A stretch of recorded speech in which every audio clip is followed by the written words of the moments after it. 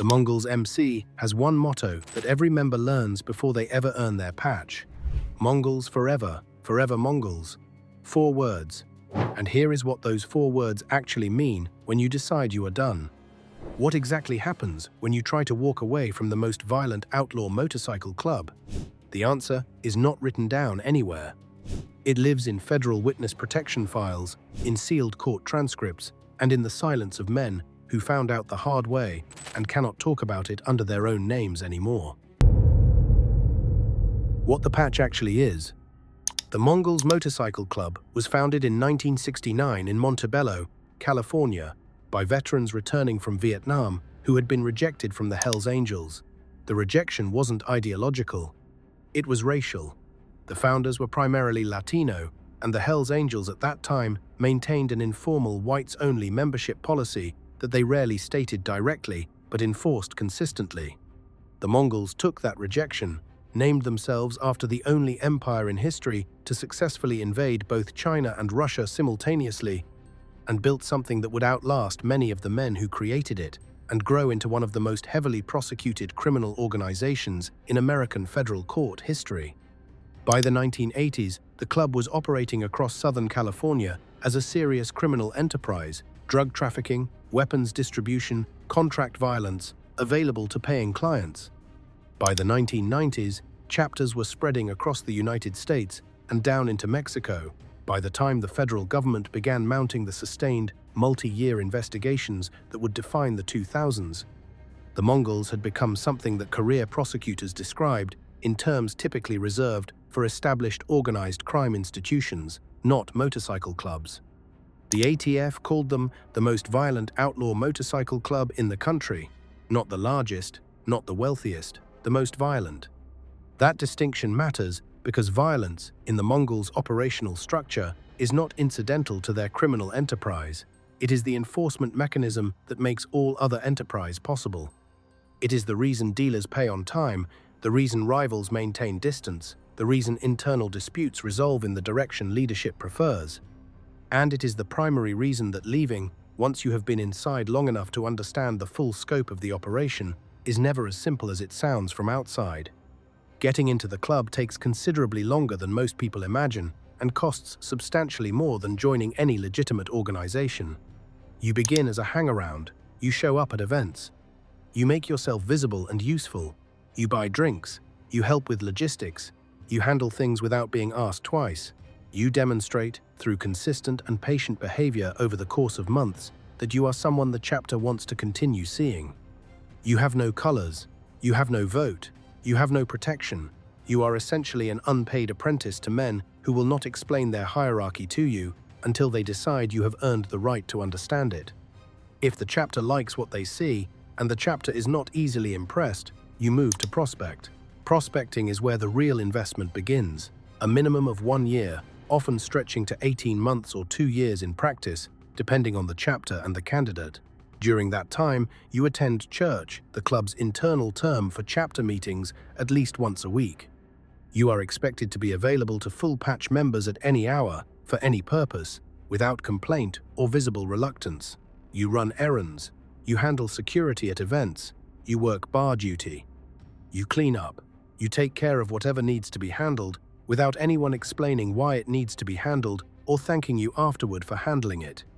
Former prospects, who eventually testified in federal proceedings, described this period in nearly identical terms across different chapters, different states, and different decades.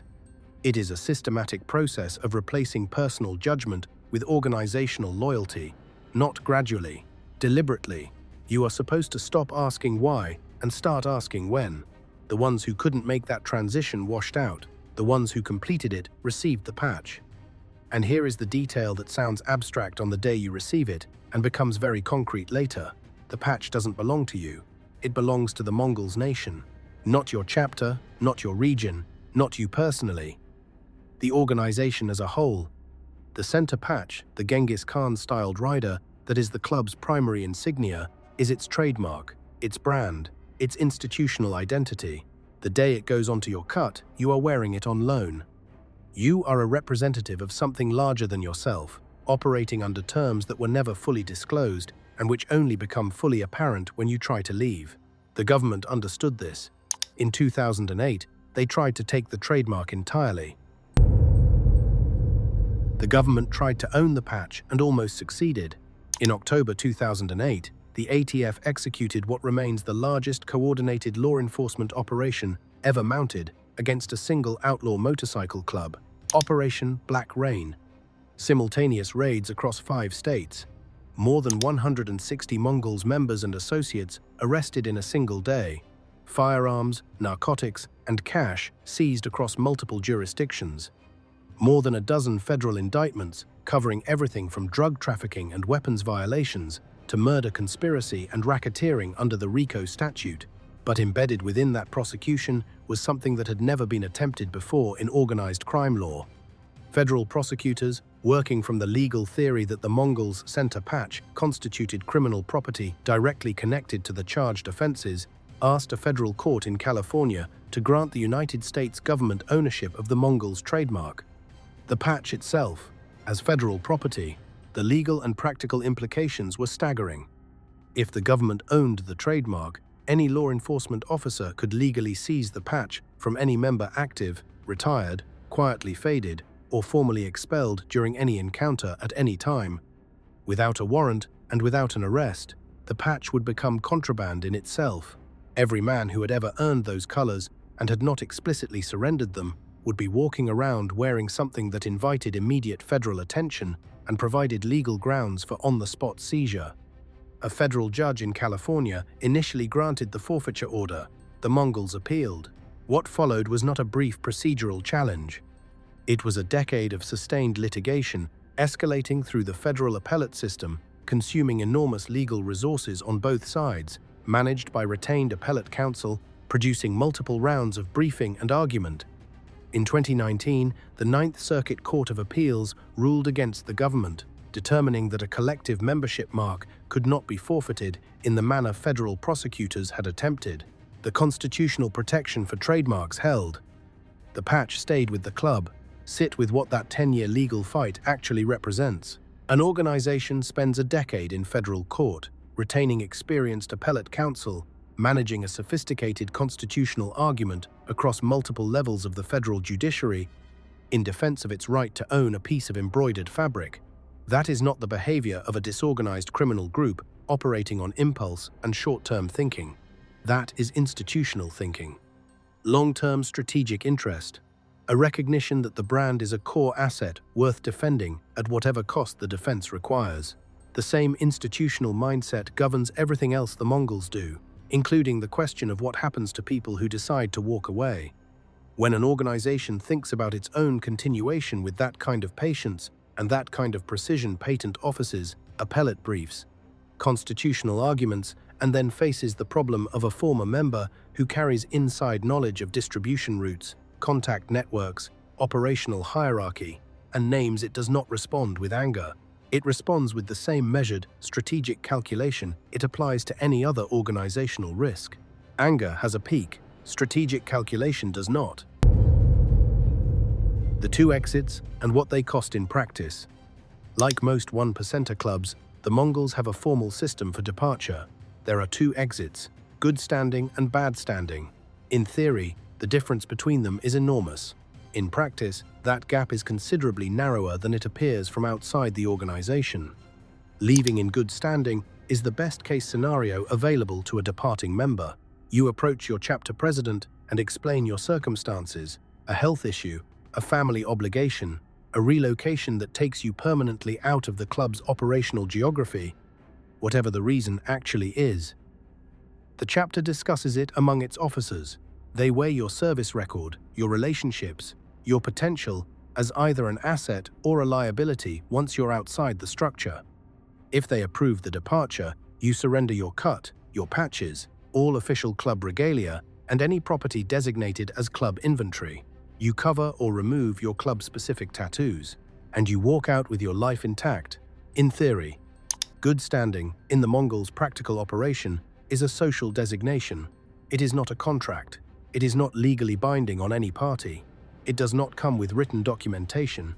It is the club's collective decision, made in a given moment, that you are currently not a problem, and that decision can be reversed by anyone with sufficient rank to revoke it at any time, for any reason or no stated reason at all. You will not be notified in advance. You will not be given an opportunity to present a case for yourself. You will find out, through whatever comes next, that the designation has changed. This is not a hypothetical vulnerability. It is a documented pattern that appears across multiple cases, multiple states, and multiple decades of federal and state organized crime enforcement. Men who left the Mongols in claimed good standing found, months or years later, that the tolerance they believed they had purchased with their silence and their surrendered patch had been quietly reconsidered by someone above their old chapter president's pay grade, sometimes because of something they had done, sometimes because of something the club suspected they might do, sometimes because of an internal political shift that had nothing to do with them personally but left them exposed. Bad standing is the other door. Bad standing means you were expelled rather than permitted to leave cut loose during an internal dispute, declared persona non grata by leadership, or simply deemed too risky to allow a clean exit. Your name circulates. The protections that came with membership, the social insurance against rivals, against random threats, against the hazards of operating in the criminal world, are not just removed. They are inverted. The organization that once had an institutional interest in your continued well-being now has the opposite interest. And here is the geographic reality of that status. The Mongols operate in chapters across the United States, in Australia, in Europe, in Canada. Bad standing is not a local designation. It travels through the club's communication network to every chapter that receives security updates. The men who know your name are not concentrated in one city or one state. They are distributed across multiple countries, operating under the same organizational umbrella, sharing the same information architecture. Bad standing, in the Mongols MC, is an international designation with an indefinite duration. The tattoo problem, when policy becomes physical. The tattoo question is where the abstract ownership claim the club asserts over its insignia becomes something tangible, something that bleeds, something that members who leave in bad standing carry visible evidence of for the rest of their lives. The Mongols treat their club insignia, the center patch, the bottom rocker, any official emblem, identifying the wearer as a member as club property the moment it is applied to skin, not as metaphor. As policy, the tattoo is considered club property that happens to be located on a member's body. The member, in this framing, is a temporary custodian of club-owned material. When they leave, that property question requires resolution. For members leaving in good standing, the resolution is uncomfortable but manageable. They are expected to have club-specific tattoos covered with new work, blacked out, or removed through laser treatment. The process is expensive and often physically unpleasant laser removal of dents. Dark tattoo work is a multiple-session procedure that causes significant discomfort and leaves scarring, but it is a transaction the departing member can complete on their own timeline, in their own facility, without interference. For members leaving in bad standing, the club has historically taken a considerably more direct approach.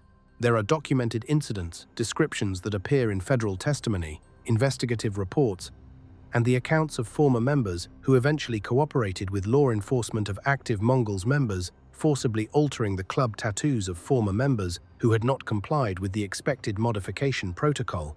The methods varied in severity across the documented spectrum. At the lower end, multiple active members would surround a former member, and a tattoo artist would black out the club insignia under conditions that left no practical option to decline.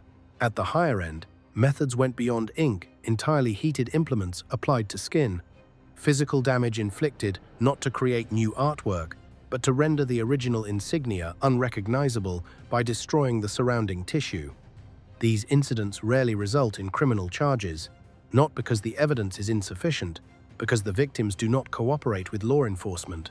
Even men who have already been physically assaulted, who are sitting in the aftermath of something that would constitute aggravated assault in any courtroom, understand with clarity that reporting the incident would generate a follow-up response considerably worse than the original. So they say, nothing. They account for their injuries in whatever terms are minimally plausible, and they handle the situation through channels that do not involve police. And here is the detail that reveals more about what years inside this organization does to a person than any legal document could. The men who described these incidents in federal testimony, men who had already crossed the most significant threshold available, who had already agreed to cooperate with the government and accepted everything that decision cost them, described the forced tattoo modification, not with rage or disbelief. They described it with a resignation that federal investigators found more disturbing than anger would have been. They understood why it happened. They had been warned. That's all they said. Sit with that for a second. These are men who have already made the decision to hand the government everything they know. Men who have accepted federal protection and new identities and the loss of every relationship they had. And the thing they describe with the most equanimity, the thing that generates the least emotional response in their testimony, is having had their skin altered by force. That is not loyalty. That is a complete restructuring of how a person understands cause and consequence. The patch doesn't just live on your back. After enough time inside, it rebuilds the framework you use to determine what you deserve. Ruben Doc Cavazos, when the man at the top falls. Ruben Cavazos wasn't just a member. He was the national president of the Mongols MC during one of the club's most expansive periods when chapters were growing, international operations were being established, and the criminal enterprise federal prosecutors had spent years documenting was operating at full capacity. He was, by every available measure, the most powerful single figure in the organization. And his fall illustrated something about the Mongols' internal response to betrayal at the absolute top of their hierarchy that scales down, in essential character, to every member, at every level below him. In 2008, Cavazos was indicted on federal RICO charges as a central figure in the Operation Black Rain prosecutions. The evidentiary record against him had been building for years, assembled partly through ATF undercover work by Agent William Queen, who documented his earlier Mongols infiltration in a book titled Under and Alone, and continued through years of subsequent surveillance and cooperating witness testimony. Cavazos pleaded guilty in 2009 to racketeering and attempted extortion. He received a federal sentence of 14 years in prison. What happened inside the club between his indictment and his plea is where the instructive part of this story lives. Before Cavazos had fully resolved his federal situation, before the scope of his potential cooperation was entirely clear, the Mongols' national leadership moved against him structurally. Not through confrontation, there were no dramatic expulsion ceremonies, no public declarations. Through quiet, methodical organizational revision, club bylaws were updated in ways that adjusted the concentration of sensitive operational knowledge that had accumulated in Cavazos' immediate inner circle. The positions that had given him and his closest associates access to the most critical operational information were revised to dilute that access and spread the intelligence architecture differently. Members who had been in Cavazos' orbit, people who shared specific knowledge that federal prosecutors would most want to access, found their standing reviewed. Some were transferred between chapters to break up networks of shared knowledge. Others were expelled on grounds that, to anyone paying close attention, were clearly pretextual. The real purpose was containment, identify the lines of intelligence running through Cavazos, sever them before they could be fully mapped and followed by investigators, and rebuild around those severed lines with enough speed to stay ahead of the prosecution's timeline. This is institutional crisis management, applied to a human being. The club responded to the arrest of its national president, not with disorder or emotional breakdown, but with a systematic structural adjustment designed to limit the damage his prosecution could cause. It identified the contaminated nodes, isolated them, and rebuilt around them. That is exactly how an organization with corporate instincts about its own survival thinks about a member who has become a liability. Not with grief for what was lost, not with anger at the betrayal. With the same problem identification and resolution process, it applies to every other operational challenge.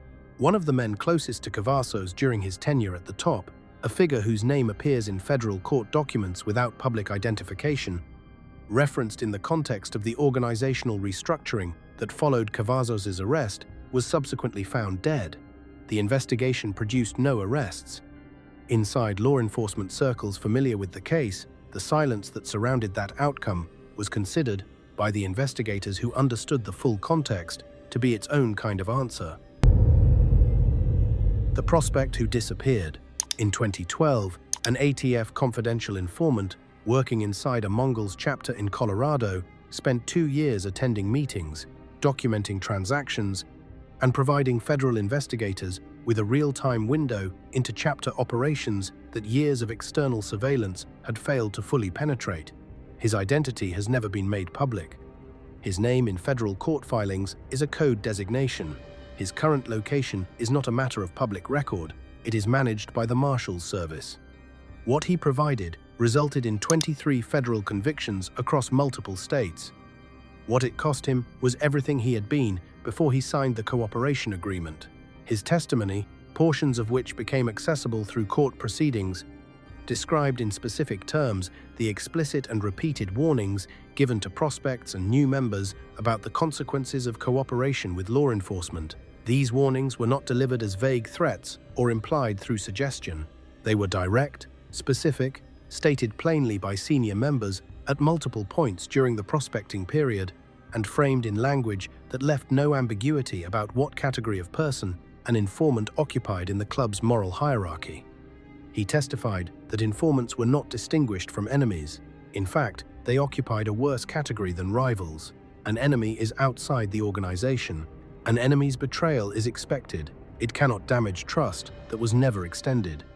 An informant is someone who was inside the structure, who sat in church alongside full-patch brothers and heard operational information, who was trusted with names and routes and relationships that took years to build, and who then delivered that trust, intact, to the federal government. Every conviction that follows from the informant's cooperation, every member who receives charges, loses years of freedom, watches his family absorb the consequences, is a direct and measurable cost of that original decision.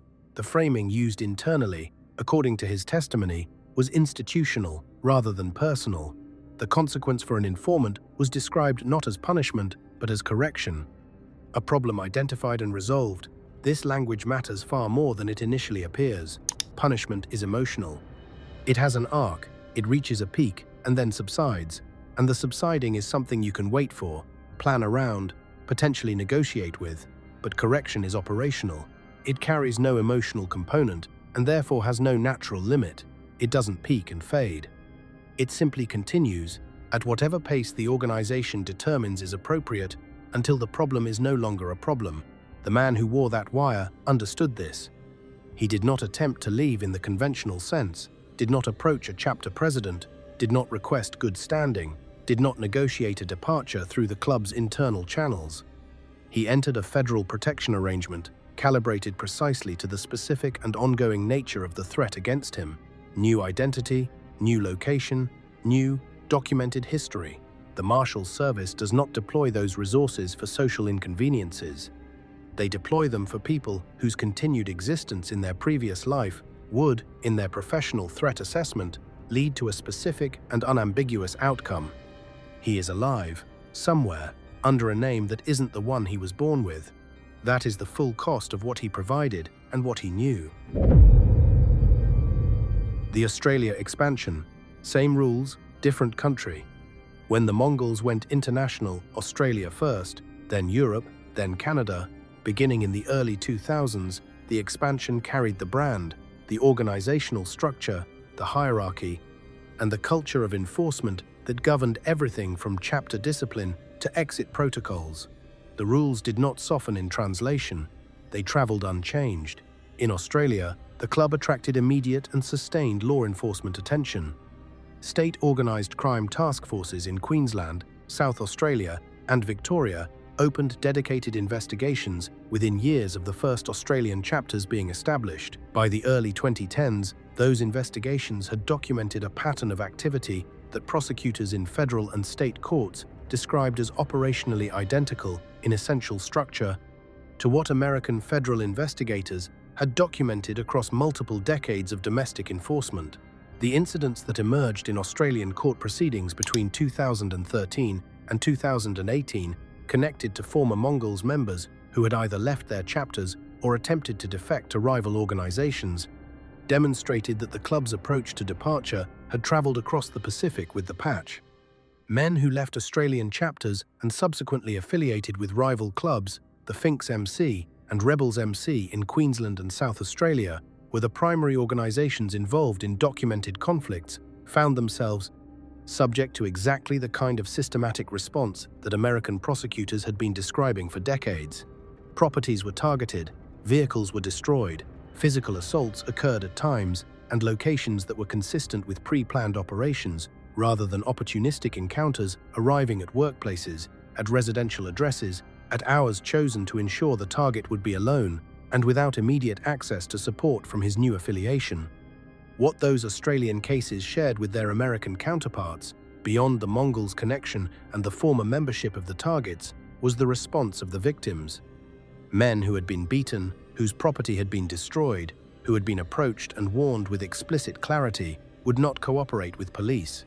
Not initially. Not under sustained investigative pressure, not even while accounting for injuries that were self-evidently not accidental to the medical staff treating them. One former Australian Mongol eventually cooperated with investigators after what he described as his second hospitalization following his departure from the club. What he provided in his statement, given years after the initial incidents, under ongoing protection, was framed not as a moral choice, but as a calculation. He had believed, following the first attack, that he could negotiate resolution through channels available to someone who still partially occupied the criminal world he had come from. The second attack revised that belief. The conversation he was attempting to have had already been decided without him. He had not been wrong to try the negotiation. He had been wrong about whether the other party was willing to participate in it. That distinction between a dispute that remains open to resolution and one where the resolution has already been determined and is simply awaiting delivery is something that every former member who has survived long enough to describe the experience understands with a precision that no outsider can quite replicate. The people who never wore a patch. Nobody covers this part during prospecting. Nobody explains it when you are working the bar at your first hang-around event, making yourself useful, proving you can be trusted.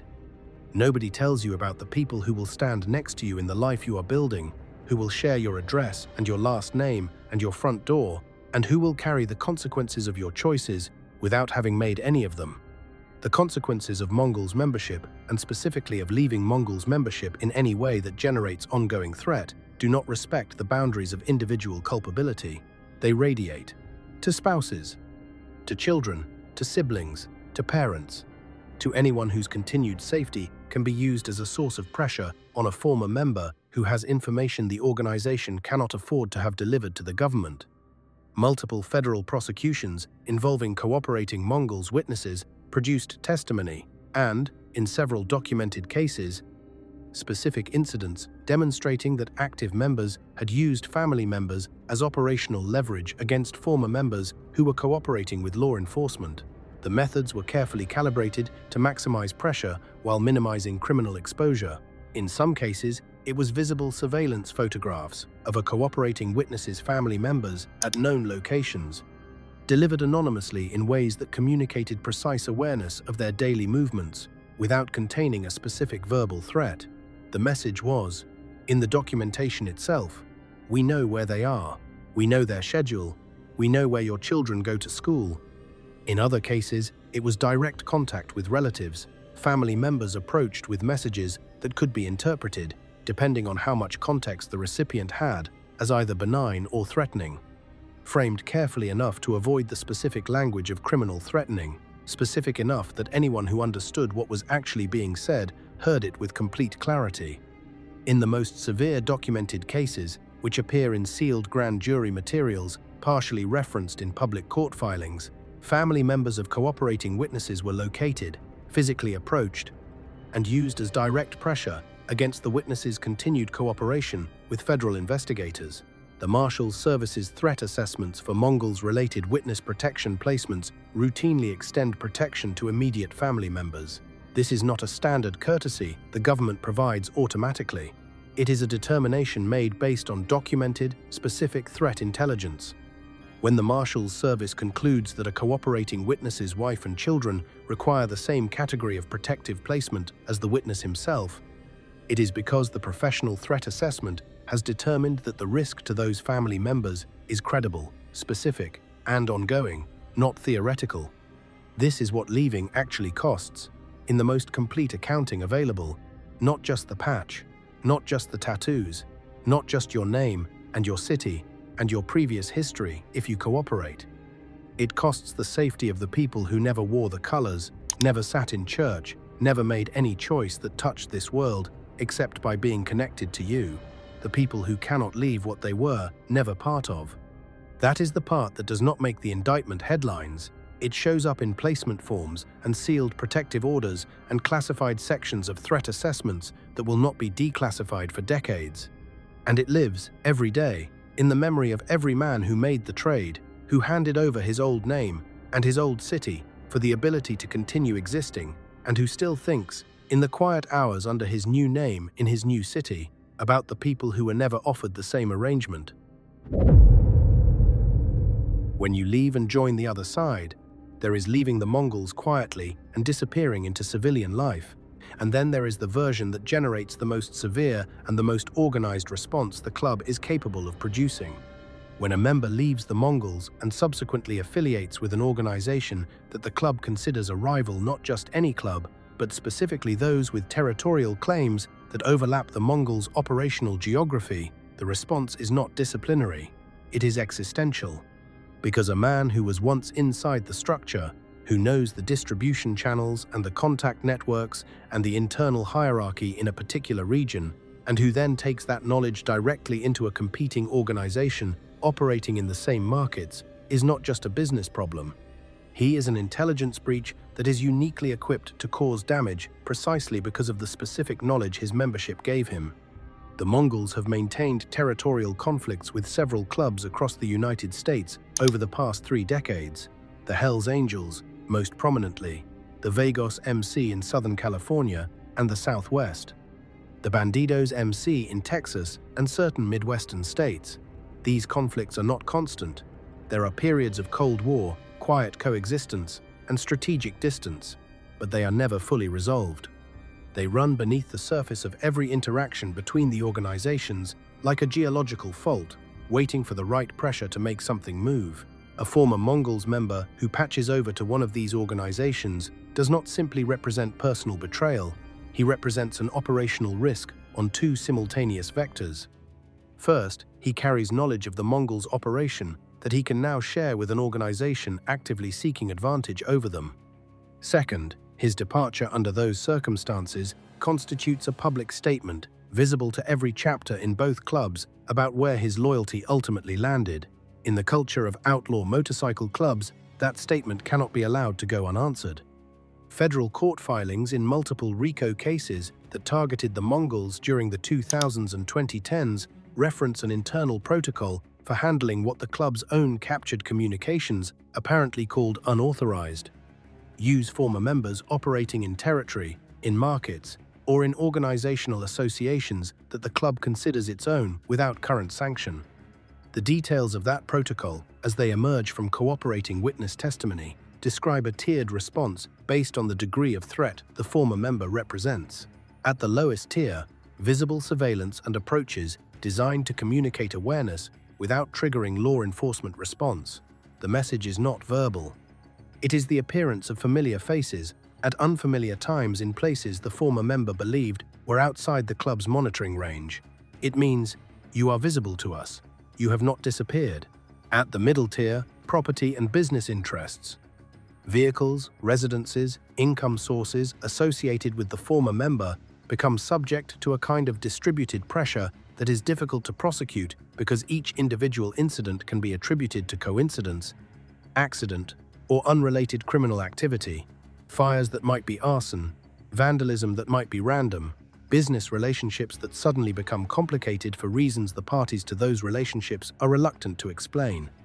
At the highest tier, the response that has historically appeared in homicide investigation files and in the testimony of cooperating witnesses who survived long enough to describe what they witnessed. This tier is not deployed frequently.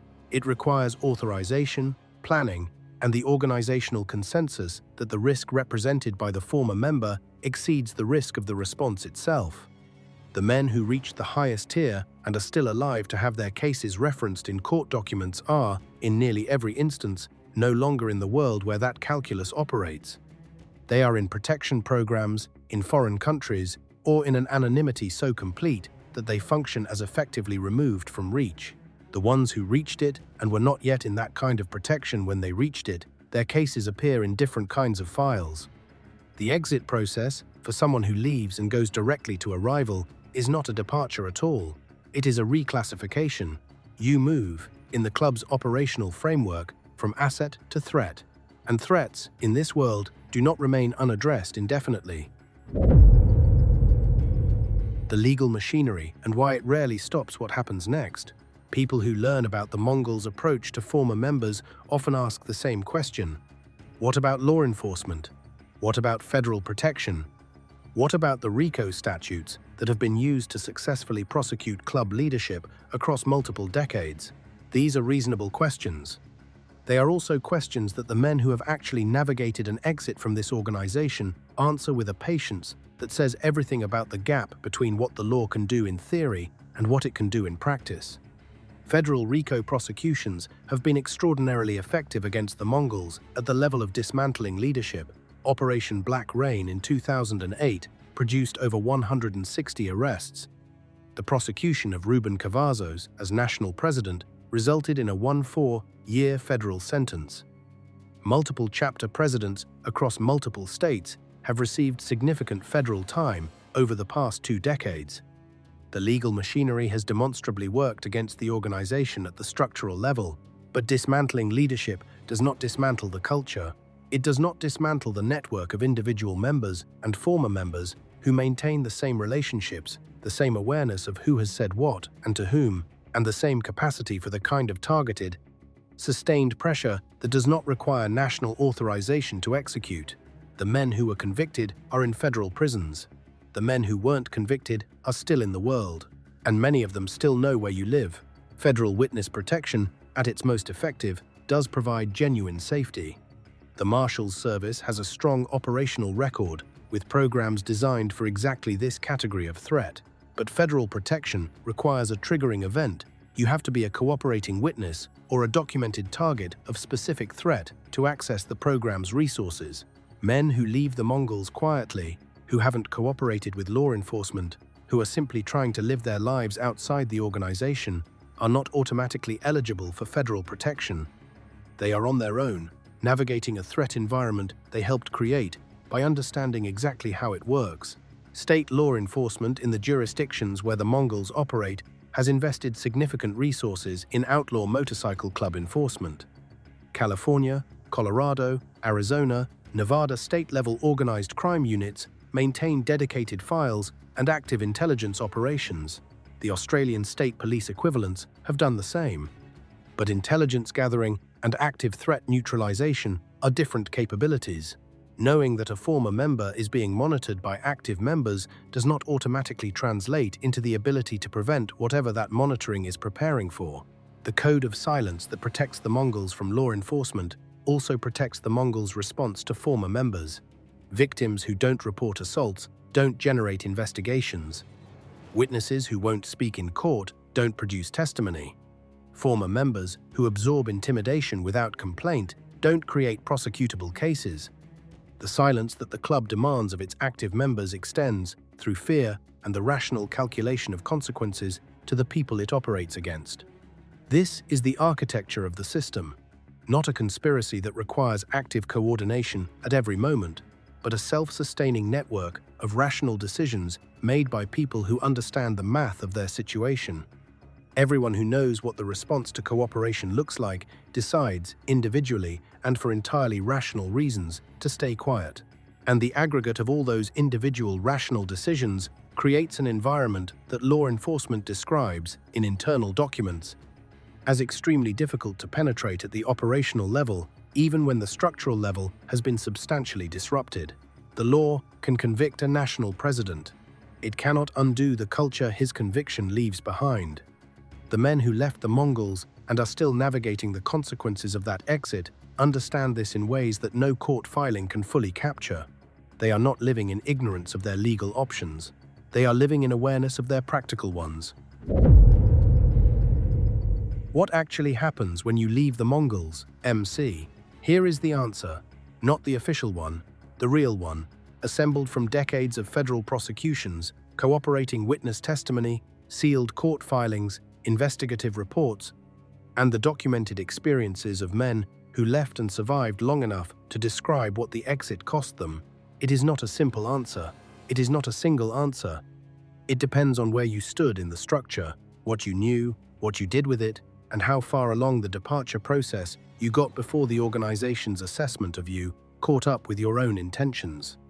The answer also depends on something that cannot be fully calculated in advance: what the specific men in your chapter, in your region, in the national structure decide to do about you after you are gone. And that is a variable nobody can control. What is consistent across every documented case, every decade of federal prosecution, every cooperating witness statement that has made its way into the public record in any form, is the following. The Mongols MC does not have a clean exit. It has a spectrum of exits, ranging from monitored tolerance at the safer end to federal protection programs at the other, with a range of consequences occupying the space between those poles that depends on factors the departing member does not fully control. That spectrum is not a flaw in the system. It is the system. The uncertainty is structural. It is what keeps the silence in place and the code of loyalty enforced across decades and across borders and across the careers of law enforcement officers who have dedicated years to understanding it from the outside. What happens when you leave the Mongols MC depends entirely on three variables: what you know, what you do with it, and whether the organization believes, on a continuous and ongoing basis, that you intend to remain silent for the remainder of your life. All three of those variables are assessed not once at the moment of departure, but continuously, indefinitely, by people with access to organizational infrastructure and intelligence networks that do not diminish simply because you are no longer receiving dues notices. If you leave quietly, in good standing, having served without accumulating enemies, having surrendered every piece of property the club considers its own, having covered your ink and said nothing to anyone, with a reason to pass it along, you enter a condition that is not safety. It is monitored tolerance. You are permitted to continue existing in a world where men who know your name, who know your address, who know your family's schedule and your daily habits, have simply not yet decided to revisit their assessment of you. That decision is not yours to make. It belongs to people you no longer interact with regularly, operating within an organization whose internal politics shift without announcement and whose threat assessments of former members are never permanently filed away. Good standing is real until the people who granted it decide it isn't. You will not be told when the status changes. If you leave in bad standing, expelled, cut loose during an internal dispute, declared outside the club's protection for any reason, leadership determines sufficient, you become a liability in an organization that resolves liabilities with the same systematic clarity it applies to every other operational problem. Not emotionally, methodically. The cooperating witnesses who sat across from federal agents and described the club's internal logic used the same language across different decades and different jurisdictions. Correction, not punishment. Correction, a problem identified and solved. If you cooperate with federal law enforcement, if you testify in court, provide sworn statements to investigators, wear a recording device into a chapter meeting, sit at a table in a federal building, and give the government the tools it has spent years trying to acquire from outside, you do not leave the Mongols in any meaningful sense. You enter a different system entirely, one administered by people whose job title is United States Marshal, one with new documentation, new geography, new personal history, constructed to create distance between who you are now and who you were when you knew things the club cannot afford to have known. The men who made that trade understood the full scope of what they were surrendering. They had been inside long enough to know exactly what the organization's institutional patience looked like. They understood that the club's interest in a former member who poses a risk does not expire, it does not tire, it does not move on because enough time has passed and other priorities have emerged. It waits. With the patience of an institution that is not going anywhere and is not in a hurry. The exit you think you made is only real If every man with knowledge of who you are and what you know decides continuously and collectively to keep honoring it, that is not freedom. That is a conditional arrangement with people who control all the conditions.